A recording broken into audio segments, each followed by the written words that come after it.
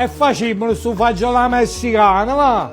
Allora mettiamo sempre l'olio, uno spicchio d'aglio, facciamo bello biondo biondo e poi ce la portiamo in coppa capimonda. La voglio una bionda. Ecco qua, ci mettiamo la salsiccia sbriciolata.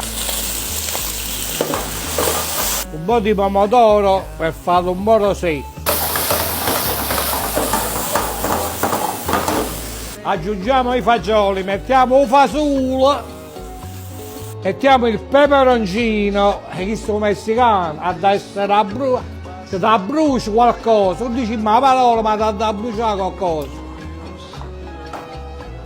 Sta pappuliando, o pappuliamento è questo, quando fa bollicella appena appena, si dice pappuliamo. E voi vi da fa capace o fagiolo messicano sulla Don Vincenzo voi potete mangiare. E vai!